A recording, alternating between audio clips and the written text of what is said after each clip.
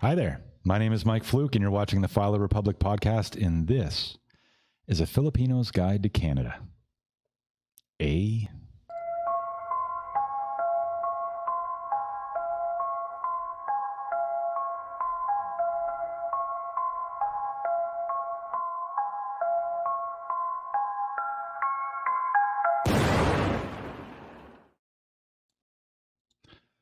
All right, so the Filo Republic podcast is usually a resource for Western men that are curious about life in the Philippines because they're tired of the West and they've heard good things about Southeast Asia and the Philippines in particular. You're Philo curious, and maybe you want to come over here and find a good lady, settle down, maybe start a family. This podcast is definitely for you, but I'll get back to that in just a second. If you're an OFW, if you're a Filipino overseas worker that's considering Canada, stay tuned. I'm going to break it all down. The best way to learn about Canada is to learn from a Canadian. So stay tuned. But I just want to kind of circle back to what I was saying about the podcast. So the final form of this podcast is going to be for Western men to watch a fresh and fit style live stream, a panel discussion with 4 or 5 Filipinas, 3 hours per night, 3 nights per week, live so you can engage. And no, I'm not going to pull a Myron because Filipinas are too nice. Being rude to a Filipina is kind of like killing a kitten. It's just, nobody does that, but it will still borrow a lot from their format, a lot of the same line of questioning. And the reason why I'm doing that is because it's not that I'm competing with those other podcasts. I mean, they only have Western girls, It's so you can compare apples to apples. If you're looking at coming to the Philippines for any amount of time, dating is obviously going to be part of the equation. And I think it would be very valuable for most men. And I think, anyone who's seen this channel already and heard this pitch, they also think it would be valuable. Because I've been on YouTube now. This channel is only 13 days old. And in my first week, I got 72 subscribers. 7 men joined the members only community. And then I even got a couple supporters too on the side. So I've kind of run out of runway. I bought all the gear. I've invested about 10K into this thing. So I bought all the gear. I converted a room in my house into a studio. I'm good to go. I've already cast 400 ladies. I'm seriously ready to go. But like I said, I ran out of runway. I need one more piece of gear. It's a device that bonds multiple internet connections together for a reliable stream because internet here is kind of sketchy. And then I also need a little bit of extra scratch, to incentivize the ladies to come on the show because they're a little shy and they'd probably have to take a day off work.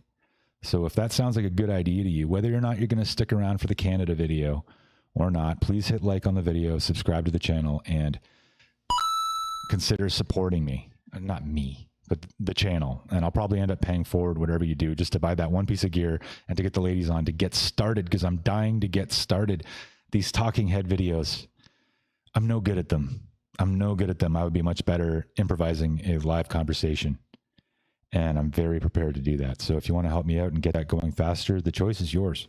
So if there's anyone out there that's, wants to join the members only community, I think it's $7 per month right now. Or maybe drop a hundo, there's links in the descriptions, and you can figure out how to do that. But the grift is over now. So yeah, I've lived in Asia for about 15 years. I've lived in the Philippines since 2016. And every time I meet a Filipino or a Filipina, the first question out of their mouth is, where are you from? And I say Canada. And then after they figure out that I'm not a tourist, they ask me, like, why are you here? Why would you choose the Philippines over Canada? Well, folks, that's what this video is all about. I'm going to give you numbers on the cost of living, where the jobs are, and what you can expect. This one's going to be a lot of information, and I'm going to save my opinions about Canada for the very end. So without any more slacking off here, let's just jump into it. I've got some notes prepared. All right. You're going to get the full scoop, folks. The full scoop. So, yeah, I'm just going to jump right over to the cost of certain items first. So I figure, jump into that right away. It's almost like Canada hates you, because the two things that you guys would probably buy the most are rice and chicken. And our rice in Canada is 4 times higher priced than it is in the Philippines. Our eggs are 70% higher, and our chicken is 3 times higher. So here it says a pound of chicken is like 315 pesos when you're in Canada. But if you want to look at it from a kilo perspective, because a kilo is like 2.2 pounds, you're paying about 700 pesos per kilo. So that's a lot, and then bread, is twice the price. Apples, 40% higher price. So yeah, the basics are what hurts the most. And the cost of living, it hurts you, and then you make less. So you're going to make more money if you go to America. It's going to be easier to get a job if you go to America. It's easier to do the visa process if you go to America. Big Daddy Trump is not going to deport you if you do it the right way. You just have more options, better weather. But anyway, this is a video about Canada. So let's continue, shall we? And then also too, these prices that I mentioned for groceries, they're nationwide. It's everywhere. But they actually might be higher, because when you go to the Philippines, you're going to be probably working in rural Alberta, Saskatchewan, Manitoba,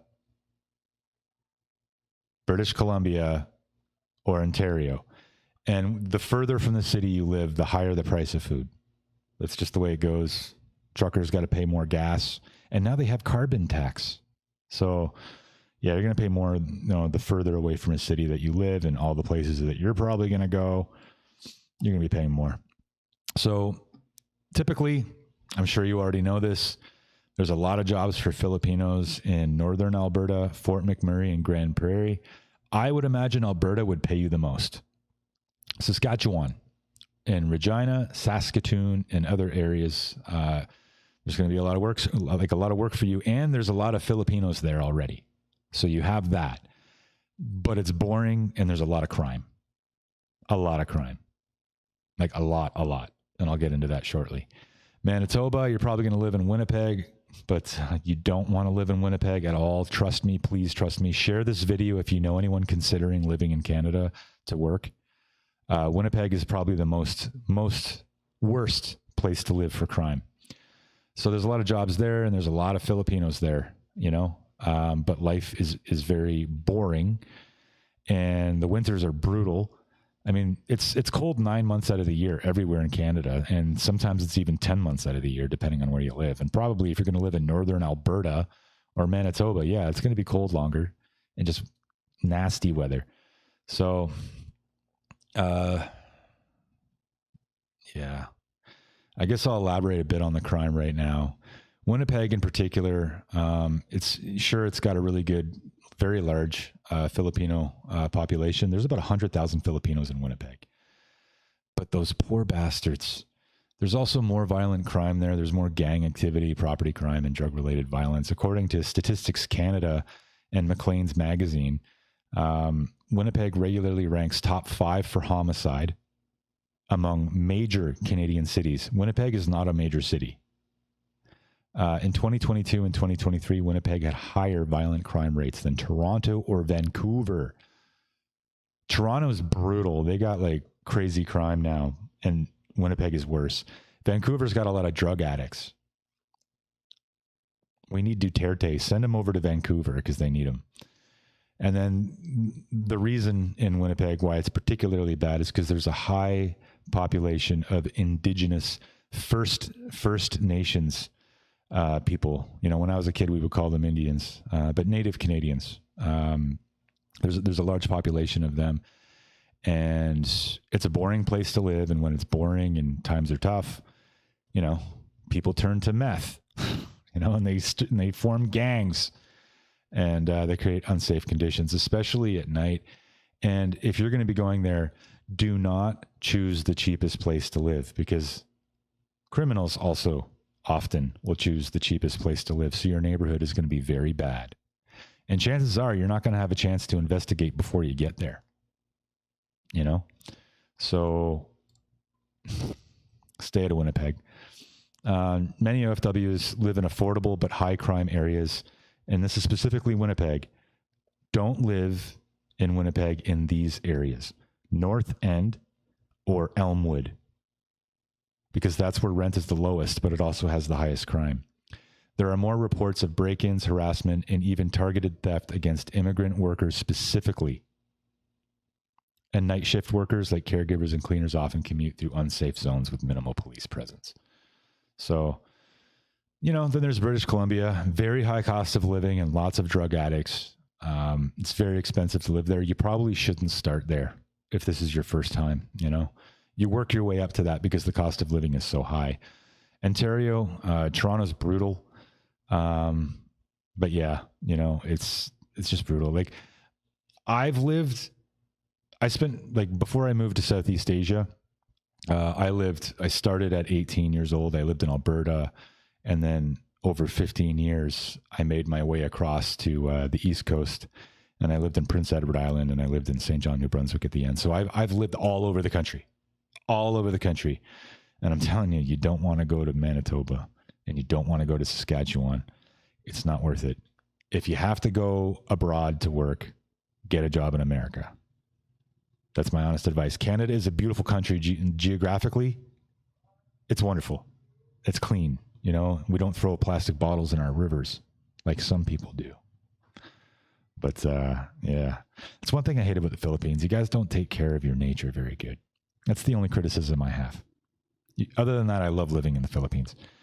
All right, so let's just jump into the hard facts because this is why you're here. The macroeconomic snapshot. I'm not going to jump into this too much. But for every job, there's usually 4 applicants, and for entry-level jobs. So there is, competition there. Your purchasing power is shrinking because we have so many immigrants in Canada. Like lots of people from India too. They're coming in and they're working as RNs. They're becoming doctors and they're working, just generally in the medical industry, I guess you'd call it. Our medical institutions, like most of my doctors that I've had,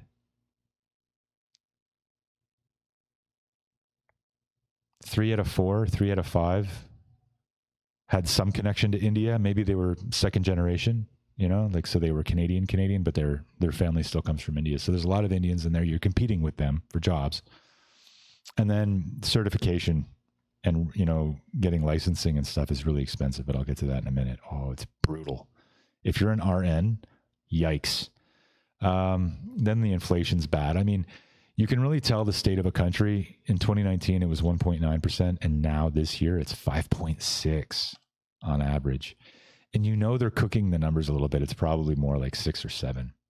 But yeah, so the reality of credential barriers, you're going to spend about 1 million pesos to relicense, and it'll take you 3 years to do it. And the passing rate of getting relicensed as an RN is only 38%. It is a lot harder than your educational system. So you could go there, blow 1 million pesos, and then fail.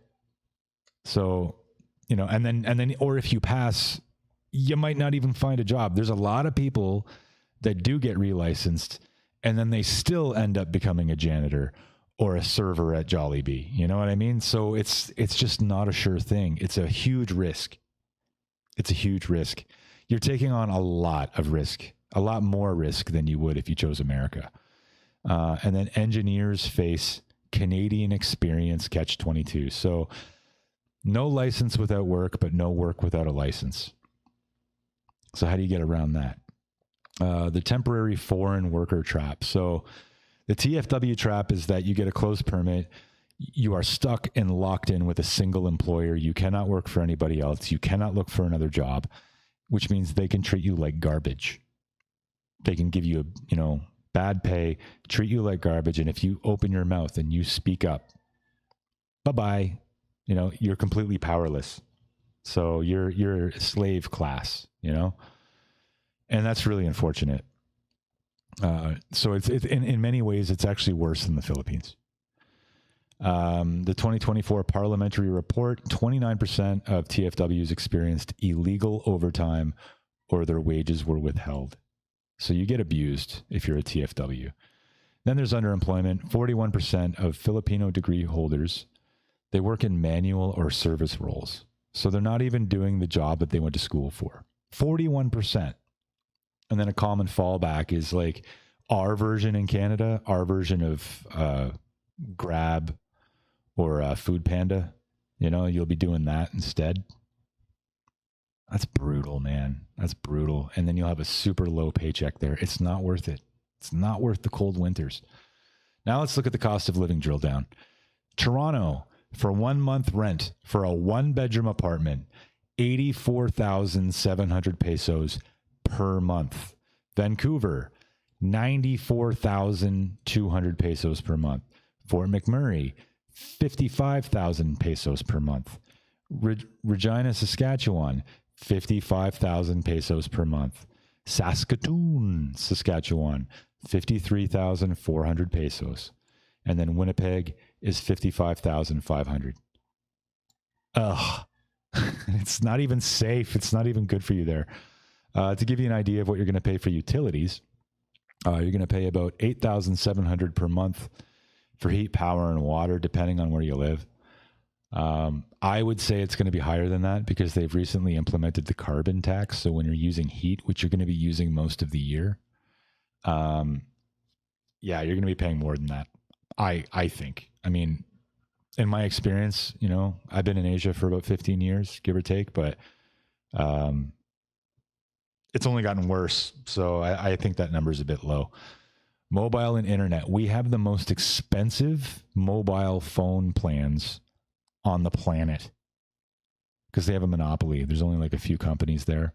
We don't allow other companies from other countries to come in. So it's just Canadian, and then price fixing, and they control things. So you're paying $100 a month just for a cell phone. You know, like here in the Philippines, I pay under 500 pesos and I get like 24 gigs of data on my phone and, you know, unlimited calls on all networks, you know. So that's a huge difference. That's a huge difference. Groceries, you're going to pay about 20,000 pesos a month just in groceries. And that's if you're cheap. Like if you don't buy nice things, that's just if you're sticking to the basics and you're cooking at home. To use public transportation, because I doubt you're going to have a car, you're going to be paying about 5,000 pesos a month. I mean, Toronto, it's even more because these are averages, right? And then winter heating premium. Yeah, so you're going to pay another 4,000 from October to March. But that's the thing. That's only October to March. You're going to be using heat. If you go to Winnipeg, you're going to be using heat until May. So, yeah, it's going to be more than that. So, yeah, now let's look at at the weather in general. 180 days a year, it's going to be below freezing in Saskatchewan, Manitoba, and northern Alberta. I would say it's actually much more than that. But, yeah, it's cold. I mean, that's the thing, too. Like, below freezing, to me, yeah, you know, I actually was able to walk around with no jacket at minus 40 degrees when I lived in Montreal because it was a dry cold. If it's not wet, it's easier to handle. But when it's like slushy, wet, cold, then it gets into your bones. There's a difference, wet, cold, dry, cold. You know, it's kind of like here, it's very humid here when it's hot. But some areas, if you were in the desert, it would be a dry heat and it would be different. It's worse when there's moisture. But you guys, I mean, when I went back to Canada, I had already been in Asia for 10 years almost. And when I went back to Canada, even in May, even in like the beginning of June, I was still like freaking cold at night. Like it's because I wasn't used to it anymore. So you're going to be freezing a lot. The sunlight, you know, midwinter, you're getting less than 8 hours a day of sun. Yeah, that's another issue too, you know. You're not going to be getting as much sun in Canada if you're living in the north. and these other areas. And then also because of the snow. And then you're going to be wearing a lot more clothing. So you're not going to get any sunlight on your skin, which I know you guys like to have a light skin, you know, like you don't like to be dark. But the problem with that is that if you're not getting enough sun, it's easy to get depressed. It's easy to get like, you know, like super depressed. And you also get lower vitamin D levels. So you're going to need to supplement with vitamin D because you like, if you don't, you're going to get sick more and then you're going to miss work and then it's going to become a spiral. So, oh yeah. And some of these towns like way out in the middle of nowhere, it's hard to get in and out of the city. So, you know, there's only one intercity bus per week for some of these places. That's crazy. So once you're there, you're there. That's it. One moment, please. All right. So let's move on to safety and crime. In Winnipeg, I already mentioned it's the worst. You know, the 2024 homicide rate was 6.1 out of 100,000 people versus Toronto, so it's double Toronto. Just in Winnipeg, it's double the homicide of Toronto. That's crazy, man. And Toronto is like a lot bigger too. And then there's much more meth-related arrests. It's up 87% since 2019. Wow. And Filipino residents in North End, Winnipeg, report a break-in every 4 months. Wow. All right. And then there's other hot spots. So Alberta, they've had a 25% rise in violent crime. And there's a lot of gang trouble over there. But it's always near affordable homes, affordable rentals. They're always there in the affordable areas. Thunder Bay is brutal. They actually have the highest rate of hate crimes against Asians in the entire country if you go to Thunder Bay, Ontario. And then Prince George, British Columbia, lots of break-ins. They're 53% above the entire country. Healthcare challenges. The average wait for the emergency room is 6 hours. And you're not going to have a doctor when you go there because the government gives you a doctor, but there's a waiting list of years and years to get a doctor. So you're going to see somebody different every time. So you're going to have to go to the emergency room. So every time you want to go see a doctor in the emergency room, in a major city like Toronto, you're going to wait 6 hours. But if you live somewhere like Saskatchewan or Manitoba, you could be waiting up to 15 hours. Yeah. Canadian healthcare is not what people think it is. You know, like a quick little story. I had a minor stroke while living in the Philippines in spring 2019. And very, very minor. I was worried about it, though. I went to the local hospital here in the Philippines. I went about 2:30 in the afternoon, and I was finished getting an MRI by 5 p.m. And it only cost me $200 US. I was served quickly. It was very efficient. Everybody was really nice. Everybody knew what they were doing. The MRI, it was very professional. Everything was top notch. And then I thought, okay, well, I had a minor stroke, so I guess I'll go to my home country because we have the best healthcare because it's free and it's great. I mean, our hospitals, it really is nice. Like, we do have really nice toys. You know, we have all the latest equipment. The hospitals are so clean in most areas that you could eat off the floor. But the waiting lists are so long that if you have a serious rapid form of like turbo cancer and they say, oh, it's going to be 14 months wait list for us to give you treatment. But now you can do assisted unaliving. I can't say the word because of YouTube standards. They can give you a lethal injection. No waiting list for that. And maybe if there is, it's a couple weeks, you know? So you can choose to get treatment, but wait 14 months, or you can unalive yourself in 3 weeks. And they literally offer that as care. They consider that health care in Canada. And the numbers of people doing it, I had it somewhere else in my notes now. It's tens of thousands of people every year. And the number is doubling every year too of people that are doing this, because our healthcare is so bad that people are choosing to give up their lives because they just can't afford to wait. So the healthcare is free, but it's free like when you go to a party and you get free beer, you know? It's free like free beer, but you also get a free hangover too. You know what I mean? Like, it's free, but it comes with problems, and it's not free because you're paying 45% tax in some cases. So not so good. And, you know, dental and eye doctors, and most of your medications, you're still paying for those. So it only like, it's no good. So if you're tight on a, you know, like if you're on a tight budget, you're going to have a problem. You're going to be like taking time off work to sit in the emergency. Like, it's a nightmare. It's a nightmare. You know, like near my house, you guys have like 12 hospitals. In Canada, they're like these big mega hospitals, and then there's waiting lists, you know? So yeah, moving on. Tax and deductions. So if you make $35,000 per year, that's pretty low. You're paying 17% taxes, and then you're paying another 7% for Canada Pension Plan and EI, and then your take home is 76%. I guess I'll just focus on take home.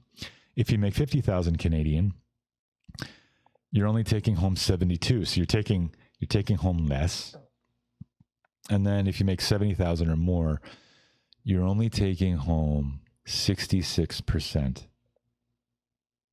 That is crazy. It's almost 40% taxes.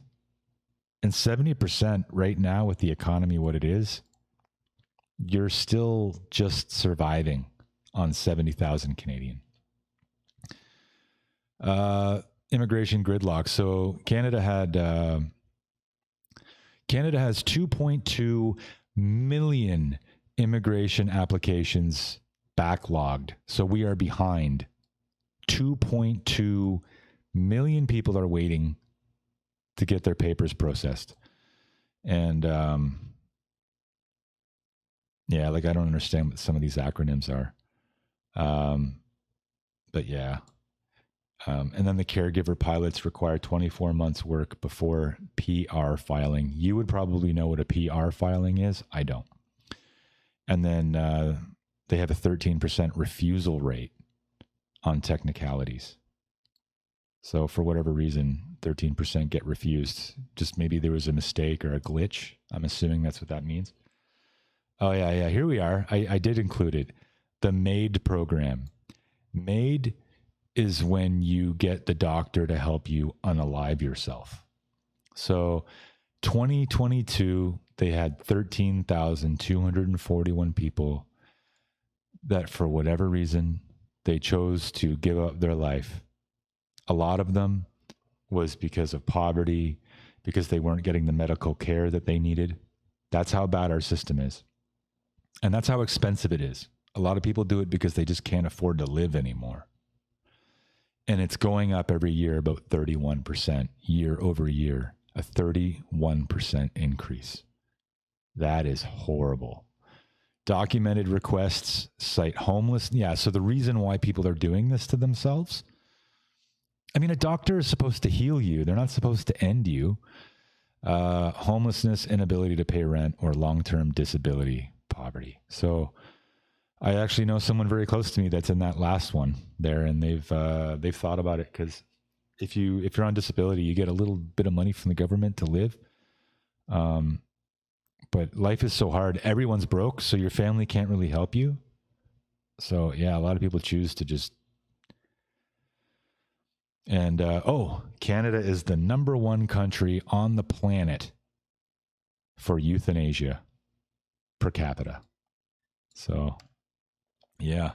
If the locals, if people like me are choosing to unalive themselves due to the cost of living, imagine how foreign workers feel on minimum wage. Now let's look at remittance power comparison, because I know this one's a big one for you guys. In Canada, if you're a TFW, the average amount of month that you're able to save is about 350. So you can send about 300. The average person is sending 14,500 peso. And that's actually less than that because 350 pesos, right? Or $350 Canadian. It's less than 14.5. Do the conversion rate yourself right now. 350 CAD PHP. That's what you type into Google. 350 CAD PHP, and then it'll tell you how much that is in Filipino peso, because I don't think it's 14,500. The USA, 50,000 pesos per month they get to send to their family.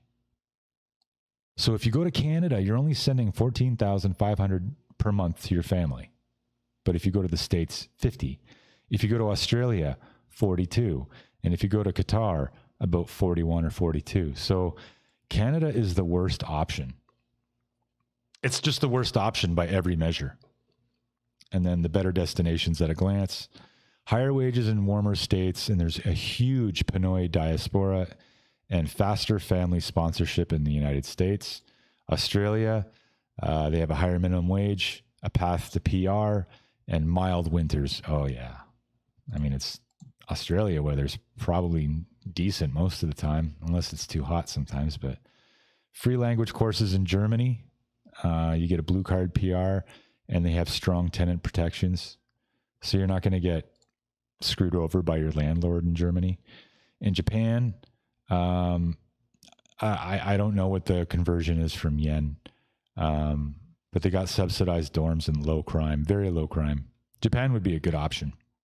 And you do have to have a basic Japanese proficiency, though. And there's a 5-year cap, so you can't stay in Japan longer than 5 years. And then Qatar and the United Emirates, it's tax-free, free housing for many jobs, and there's direct flights to Manila. But there's limited political freedoms, so you got to keep your mouth closed in terms of politics.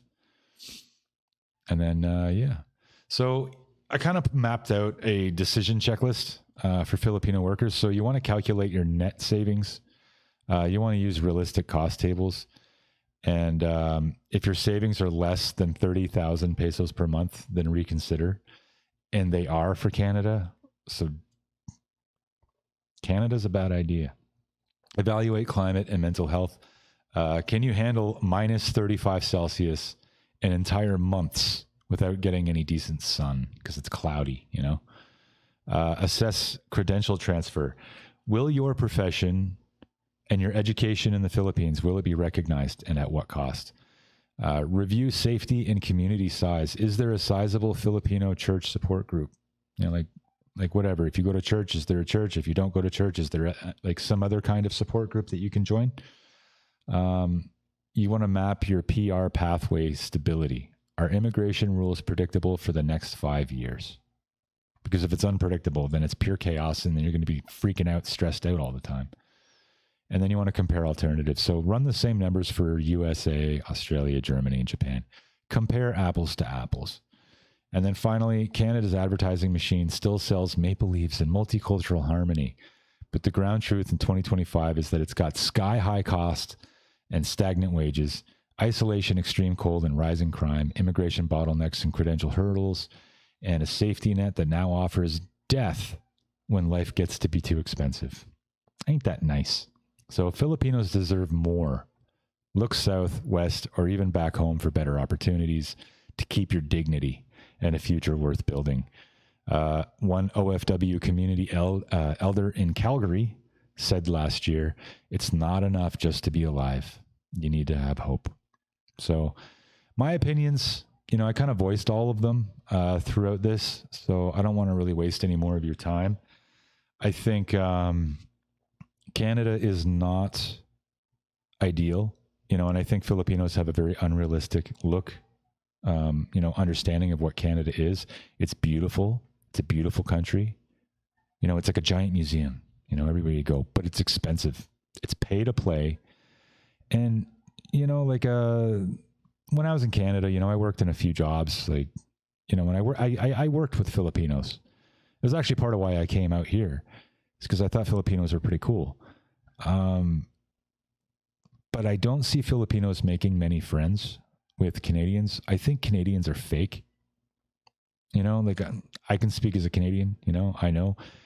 Anytime I've ever had trouble with a foreigner in Asia, it wasn't an American, it was always a Canadian.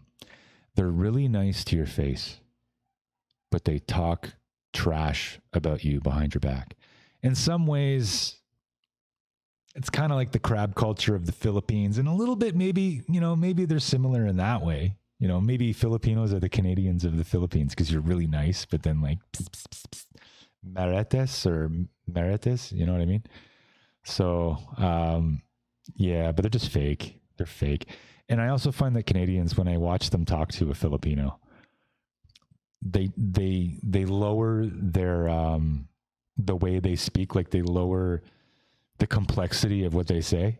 They don't talk normal, you know, they talk to you like you're a child, you know, which is kind of racist, you know, like Canadians say that they're politically correct and that they're liberal and they're yay, you know, but I think Canada, its political system and the people that are extremely, you know, on the liberal side, on the left side of things, I think they're awful people. Most of them. So they're just fake, you know, and they're all into all that other debate. Like they just promote certain behaviors that the Philippines, it's not acceptable in the Philippines, but I guess you'll find out. But I guess I'm going to wrap it up there. And if there's any Karens in the comments that want to give me some hate, because I hate it on, I don't hate Canadians. I just think that you guys are fake and gay. But yeah, you know, drop me the hate. I eat that shit. But thanks for watching. My name is Mike Fluke. You've been watching the Filo Republic podcast, and that is a wrap. Have a wonderful day.